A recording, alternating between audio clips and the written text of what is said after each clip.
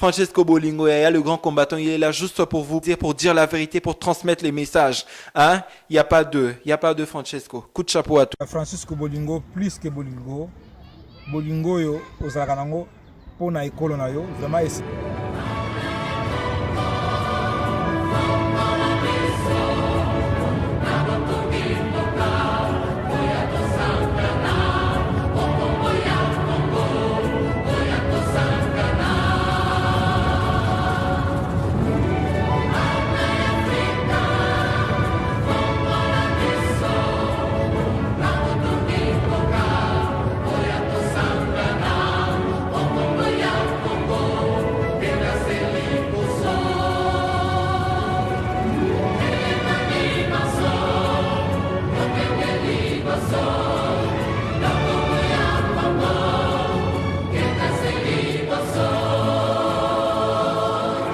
Une marche silencieuse est organisée à Paris.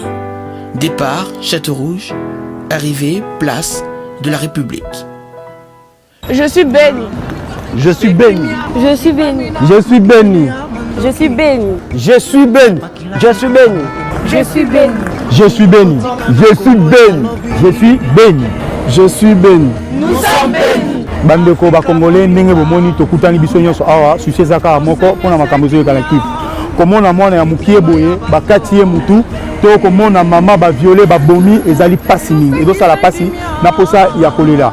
Je suis béni, nous sommes bénis. To bengami biso nyonso le 28 mai, je dis bien le 28 mai 2016 na marche silencieuse au Tokobanda na Château Rouge sur place de la République. Na bengi papa, maman, mwana nyonso ya komonana kozala na mama boye ba violé ezali ko pesa pasi mingi. Donc on ba Congolais ba sensibiliser boye ezaka na cause moko eza makambo ya mboka. Ba maman le 28 marche eza na Château Rouge boya ebele bana bazanga te po bana baza source ya bénédiction. Comment la bana boye vraiment muto abengami mama mère de famille azanga te le 28 boya na bana po amakamba bana basala jeter bana bozangisa te bana baye ebele na 15h manifestation na Château Rouge to à la République. Merci. Nous sommes bénis. Nous sommes bénis. Nous sommes bénis. Marche pacifique les 10. Boyoki explication. Biso nyonso tokola ta tenue de deuil noir surtout ba maman. Noir bilenge. Nyonso tozo sala bozali concerné. Est-ce que jeunesse ya Ottawa ya 613e bataillon, il y a 514e bataillon. Oza langage na biso ya Kumba, Montréal, Ottawa, Toronto. Boko tikalaka na ba poso bozalaki nango lobby ou bien boko décider ba image o bino nyonso bomoni yango. Ou bien boko décider bo telema ensemble. Tozo sala marche pacifique toko banda na parlement. Tokei biso nyonso na ambassade ya États-Unis. Tozo benga marche oyo ezali arme de la démocratie. Toko utiliser arme ya démocratie. Soki toko telema biso nyonso les 10. Ndeko nanga zala sur par na yo ezan effet. Tozo senga mobilisation générale de la diaspora. Donc Congolais, il y a Canada, to bengisi mobilisation, une grande marche, manifestation le 10 juin na Ottawa. Il faut to marquer présence. Ba maman, bana, ba papa, ba étudiant, ba jeune, to bima ebele le 10 juin pour dire je suis béni. Non na makambozo le kanabeni. Toyoka sonité. Non na makambozo le kanabeni. Nous devons nous mobiliser. Na management, balobaka, quand il y a un problème, nous avons une solution à court terme, à moyen terme et à long terme. Solution à court terme, l'arme à court terme que nous avons, c'est la marche, c'est le sitting, c'est de nous mobiliser. La solution Moussousou et qu'on y a après, mais pour l'instant, solution oyo tozanango c'est de nous mobiliser. Batouba ya te ba yebisa rabino, oh ba marche, tosali ba marche, tosali ba non. Na ba mboka oh soi-disant démocratie ezali soi-disant neti ba Québec, ba Montréal, tout le monde a marche toujours. Jean Chara Longwa na pouvoir ligola ba ya ba marche ba étudiant. Alors, ba infiltré ba ya ko yebisa bino te que oh non, marche ça la kanango eloko te, ça sont des infiltrés. La marche, Mandela a marché. Gandhi a marché. Batunyo sona ba marche, ba sala ba manifestation, ba sala ba sitting pour lutter contre l'apartheid. Alors, Congolais, tout téléma. Nous avons des bandes d'incapables, des Congolais qui sont incapables au Congo de diriger un pays. Il n'a pas un message dans la maman congolaise. La maman congolaise, Alikambo est na Beni, na Congo et Talibiso. Tout ce limité car na Facebook ou poster ko lelate. Occasion pesa melibiso. Toya na marche silencieuse. Ils ont salama na colline parlementaire. Ils ont les 11. Ils ont vendredi.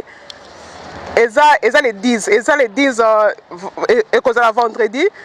Ils ont parmi le jour il y a semaine.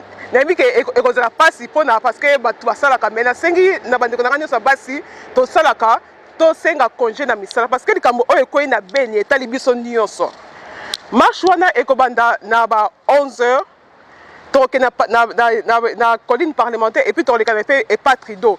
To la qui ça nani Trudeau que makambo oya Congo to yebi ke bino boyebi yango parce que totala ki mwana oya kufaki na kata mai mo kilimo metele et telemaki et lobelaki mais oya biso tozo kufa en gros mo kinezo lobela ngote. Yona biso moko bana Congo basi ya Congo ba mama Congo esengeli to ya to le la bande na biso donc occasion pesa meli biso to ya penza belé parce que les Cambodgiens essaient à bisonioso bisoni to memaka bana bisoni tozo mona pasi wana ya bana parce que tant to mona ba massacre ezo sala ba mingi na Beni na Kivu ezo salama na Congo mobimba ezo salama alors ba maman nga penza na bengi bino boya ebele objectif mais ça que non ata 1000 personnes to la kati na kata nzela ya na balabala ya Canada comme ça Canada eyoka biso que non bango pe baza complice na makambo ezo leka na mboka na biso donc ba moi congolais na bengi na belele bino ebele penza boya ebele likambo etali biso nyonso état que défenseur des droits na sensibilisateur à jeunesse nazo bengisa batu nyonso Montréal, Toronto, Ottawa, wapi boye bakoya ezate o ekolo bo muto organiser o na koloba na Kiswahili na minute oyo minaita watoto yote wa Congo wa mkuu ile siku ya le 10 juin ku parlement ku 11h boya tosanga na biso nyonso eozala premier tukue fasi moja tufukuze ula dui kwa uwa ndugu wetu ku Kongo haina vizuri sana ifoto benga na bandeko biso mboka na biso za plus occupé jeunesse boye bakolamuka moment yango violation de constitution makambo eze belé c'est que tokosenga na plus la jeunesse bolanda ba théâtre politique wana te pouvoir eza na maboko na bino bolanda théâtre de chez nous wana te oh boy il y a les gens qui cherchent des récupérations avoir des succès mais dernier mot eza pas na bino jour wango mutu moko akobima na peuple. Bon voilà lelo toyokopesa c'est la message ndenge tomoni makambo ezoleka na Beni tokolamusa peuple congolais nyonso aza na 4 6e 13 na Ottawa bolamuka boya toke na marche le 10 juin.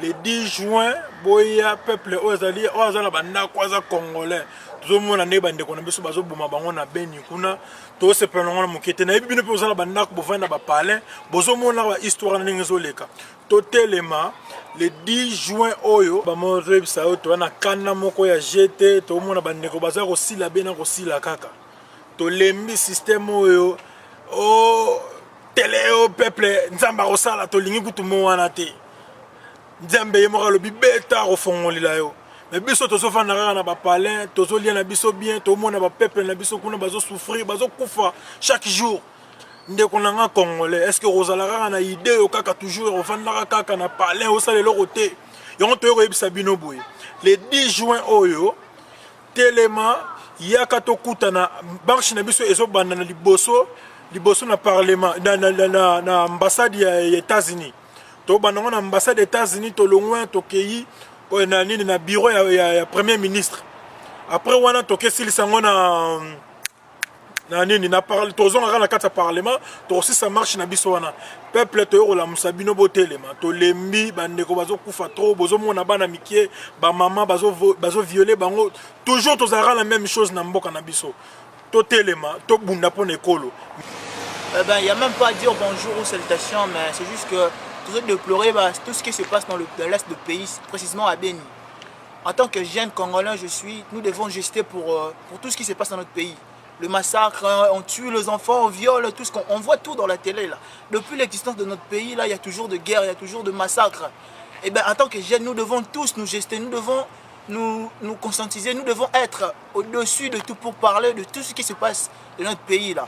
Nous devons nous réunir. Venez le jeune Congolais, venez, nous allons marcher et pour le bien de notre pays, nous devons marcher et nous devons parler de tout ce qui se passe de mal de notre pays. Le tuerie, tout le massacre, on doit gester pour ça. C'est pas vraiment bon de déplorer tout ce qui se passe là. Tout ce qui se passe dans notre pays est là, il est au côté là. Je vous invite tous, surtout les gens de Kivu et l'est du pays. Je suis un jeune comme vous. Boya to sangana, tous à la unis.